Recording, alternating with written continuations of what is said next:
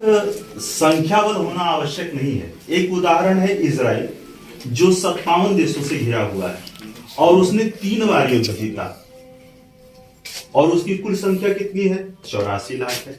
उसके आसपास 4.5 करोड़ लोग हैं। अभिप्राय यह है कि हम धर्म के प्रति सजग रहें, अपने धर्म को समझें और अपने धर्म के लिए त्याग की भावना रखें। निस्संदेह हम कम ही रहें लेकिन बेहतर रहें। जो युवा नहीं समझ पा रहा है वो कहीं भी जाए, बड़ी बात आप बोल दिए, वो कहीं भी जाए, अगर उसके अंदर स्व के प्रति सम्मान नहीं है, अपने धर्म के प्रति सम्मान नहीं है, तो वो उसी तरह है जैसे आम पर बंजा लगता है।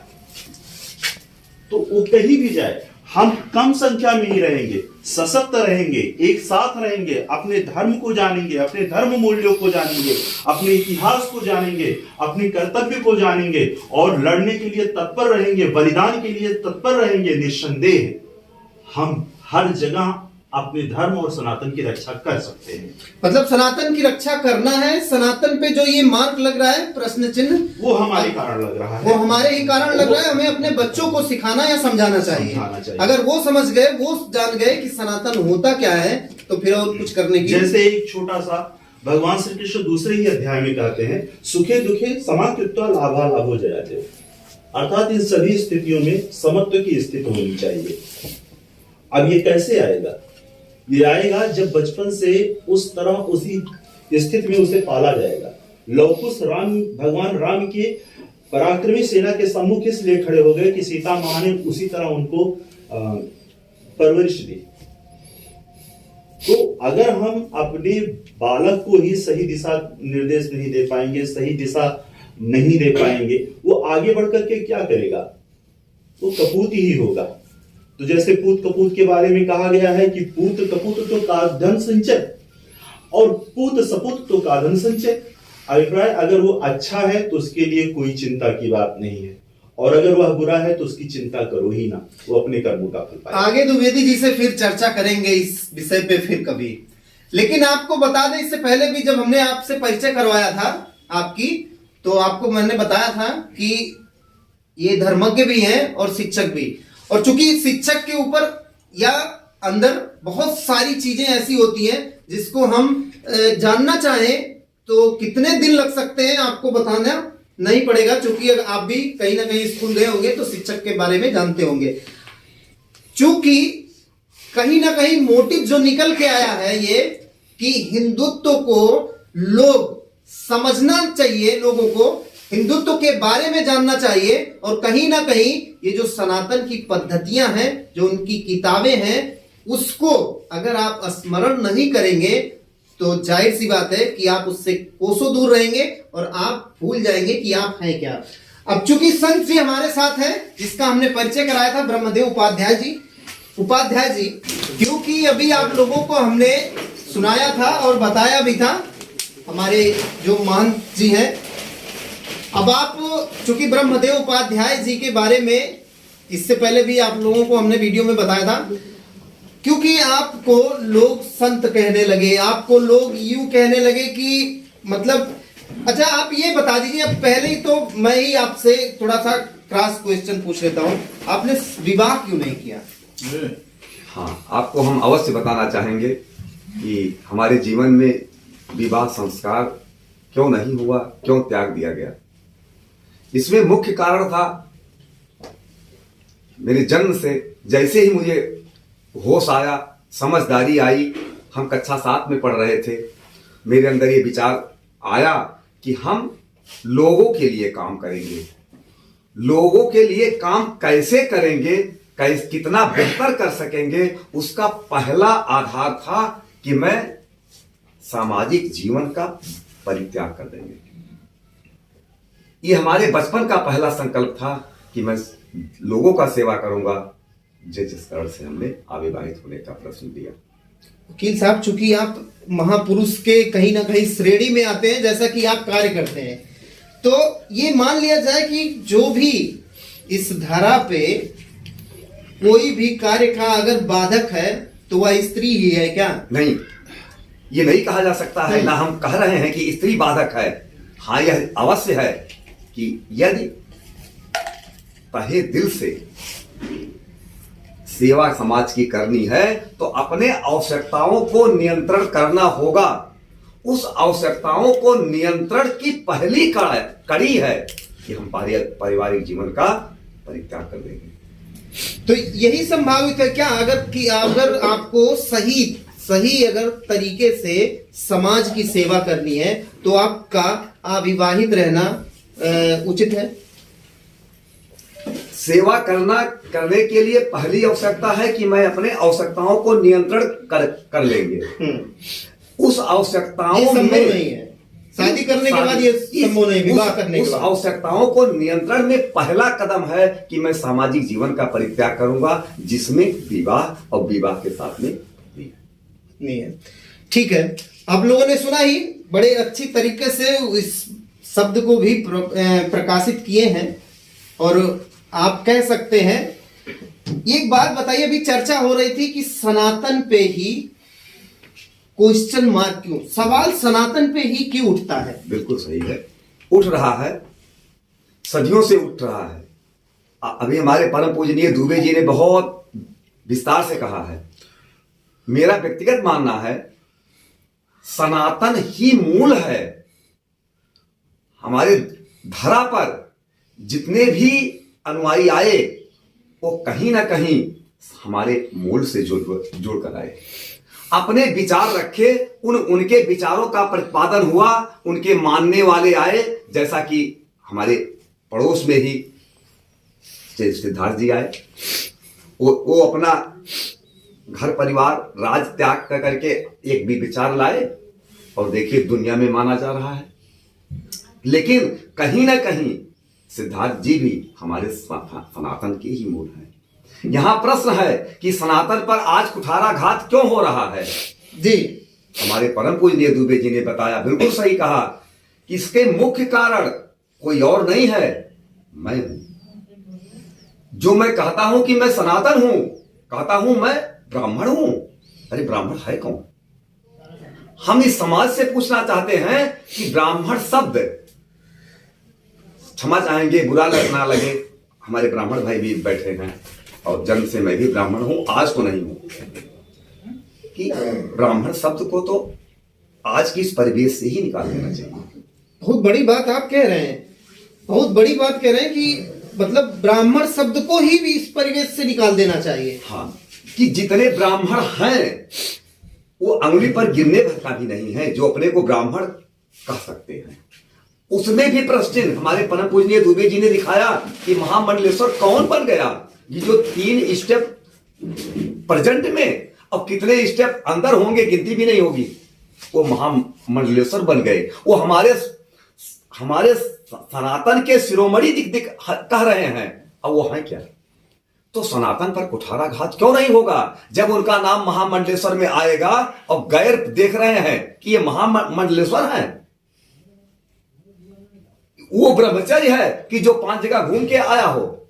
अच्छा, एक चीज आप भी अभी बोल रहे थे, आप भी बताए ही मंडलेश्वर और जी बहुत सारे लोगों का, द्विवेदी जी आप बता ही रहे हैं। हम ये कह रहे हैं कि जिस प्रकार से हम यहाँ बैठ के एक अपने चैनल रूम में बैठ के ऐसे लोगों पे चर्चा कर रहे हैं, महामंडलेश्वर, मंडलेश्वर या इस तरीके के लोगों की, क्या वाकई में हम लोगों की वो क्षमता है कि उन लोगों के ऊपर हम लोग वाकई में प्रश्न चिन्ह लगा सके? क्योंकि सर हम ये पूछना चाह रहे हैं कि जैसे अभी हम लोग बात कर रहे थे कि कहीं ना कहीं हमारे अंदर ही कमियां हैं, क्या ऐसे डिबेट्स, क्या इस तरीके की बातें किसी और धर्म में की जाती हैं या कही जाती हैं? नहीं। किसी मौलवी के ऊपर कोई मुसलमान क्या पटाक्षेप करता है कभी? या हम ही लोग सारे क्वेश्चन हम ही लोग अपने लोगों से पूछते हैं, या ये इसी का कारण है वो क्वेश्चन मार्क? जो आपका आज का ये प्रश्न है, यही हमारे सनातन के कुठाराघात का मूल कारण है जी। कि उनको राजनीतिक परिवेश से महामंडलेश्वर उनको नियुक्त किया गया जो नहीं होना चाहिए। आज हम अपने पर प्रश्न करने के लिए मजबूर हैं। ऐसे लोगों के आने पर हमारे सनातन पर प्रश्न लग रहे हैं, इसका क्षरण हो रहा है, इसमें नुकसान हो रहा है। नुकसान होने के ऐसे ही मूल कारण है।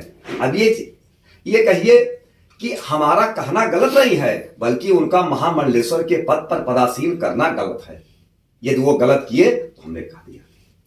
चलिए, खैर थोड़ा सा समय आज बहुत कम है और इसकी बाध्यता को देखते हुए क्वेश्चन फिर कभी पूछा जाएगा जरूर। क्योंकि यहाँ पे अभी हमारे प्रमोद भाई भी बैठे हुए, तो प्रमोद को जरूर दिखाइए और प्रमोद जी से बात करना चाहेंगे। क्योंकि अभी सारे लोग कहीं ना कहीं एक किसी संस्था से जुड़े हुए थे, ये भी संस्था से जुड़े हुए हैं। क्योंकि ये राजनीतिक व्यक्ति हैं, तो राजनीतिक व्यक्ति हैं, इसलिए इनसे वही क्वेश्चन भी कर लिया जाए। आप प्रमोद भाई एक चीज बताइए आप, कि जिस प्रकार से राजनीतिक परिवेश चल रहा है, कि पहले या अभी जब से ये राजनीतिक का परिचालन बहुत तरीके से स्तर विहीन होते जा रहा है, यूं कह लिया जाए। क्योंकि राजनीति या नेता का नाम सुनते ही लोगों को कहीं ना कहीं ये लग जाता है कि इसके अंदर कहीं ना कहीं चोर छिपा हुआ है। ये नेता का नाम लेते ही, जैसे ही नेता जुड़ा, उसके अंदर वो कहीं ना कहीं लोग भ्रष्ट मतलब छवि देखना चालू कर देते हैं। क्या इसी भ्रष्ट छवि की ये देन है कि सनातन पे मार्क लग रहा है? प्रश्न इसीलिए उठ रहा है, मतलब राजनीतिक तौर पे उसको तोड़ा जा रहा है धीरे धीरे करके। सबसे पहले आपको और आपके चैनल को धन्यवाद दूंगा और यहाँ पे उपस्थित समस्त वरिष्ठ जनों का, श्रेष्ठ जनों का धन्यवाद दूंगा। आज बहुत अच्छा दिन है, गणतंत्र दिवस है। 26 आज ही के दिन संविधान लागू हुआ था। कहीं ना कहीं जो अनभिज्ञता है, अनभिज्ञता ज्यादा परेशान कर रहा है, चाहे राजनीति हो चाहे धर्म हो।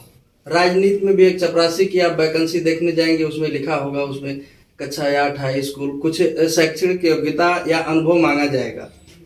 लेकिन ना तो नेता के लिए कोई डिसाइड है वो उसका कितना क्वालिफिकेशन रहेगा, ना धार्मिक व्यक्ति के लिए। वो यूट्यूब चैनल पे आकर के कोई ज्ञान देना शुरू कर दिया, तो कोई फेसबुक पे आकर के ज्ञान देना शुरू कर दिया। इस पे तो सबसे पहले जितने धर्म गुरु हैं इसमें बाध्यता लगानी चाहिए। और इसमें क्या यूट्यूब पे आपको नहीं बोलना है? नहीं बोलिए, लेकिन उसके समकक्ष आपके पास एक क्वालिफिकेशन हो, एक अनुभव हो। फिर आप कोई जो है आप मंदिर का पुजारी बनिए, आप यूट्यूब पर बोलिए, नहीं तो उसको बैन किया जाए। जो शैक्षिक योग्यता अगर उसके अकॉर्डिंग नहीं है तो नहीं तो क्या रखना चाहिए? आज प्रमोद भाई एक बात, नेता के लिए भी क्वालिफिकेशन होना चाहिए, वो पढ़ा लिखा होना चाहिए। कितना अगर बात किया जाए कि प्रमोद भाई ये बताएंगे कि आज ये बता दें खुल के कि भाई नेता का भी यही डिफिनेशन है, अगर ये क्वालिफिकेशन नहीं है तो वो नेता नहीं बन सकता है। न्यूनतम ग्रेजुएशन तो होना ही चाहिए। अच्छा, न्यूनतम ग्रेजुएशन तो होना चाहिए लीडरशिप के लिए। अगर नहीं है तो उल्टा सीधा काम करेगा। तो क्या लगता है प्रमोद जी कि ग्रेजुएशन जो किया होगा वो ज्ञानवान होगा, और जो ग्रेजुएशन नहीं किया होगा उसके पास ज्ञान नहीं हो सकता है? ऐसा है क्या डिफिनेशन? नहीं, निश्चित तौर पे अगर वह यूनिवर्सिटी गया है, पढ़ा है तो ज्ञान होगा। किताबों को पढ़ा है तो ज्ञान होगा। फर्जी डिग्री कहीं से लाया हो तो अलग बात है। अच्छा, इसमें भी घोटाला ही है। निश्चित तौर पे है। तो मतलब ये मान लिया जाए कि प्रमोद जी बता रहे हैं कि ज्ञान ना होना ही अपने ये जो सनातन पे मार्क लग रहा है, प्रश्न चिन्ह लग रहा है, ये ज्ञान ना होने की वजह से। अब बड़े बड़े कथावाचक कह रहे हैं कि क्या नाम है, लहसुन प्याज की उत्पत्ति को बता रहे हैं कुत्ते के अंडकोश से हुआ है, कोई बता रहा है हड्डी से आ रहा है, कोई बता रहा है समुद्र मंथन से आया है। ऐसे लोगों के साथ राजनीतिक क्या करना चाहिए? अगर जैसे आप नेता भी हैं तो जिस प्रकार से डिफिनेशन दिया जा रहा है अलग अलग चीजों का, जैसे अभी आपने बता दिया, ऐसे लोगों को बहुत सारे लोग फॉलो भी तो कर रहे हैं, तभी तो लोगों के बीच पहुंच रहे हैं। तो वही हम कह रहे हैं कि ऐसे लोगों को क्या करना चाहिए?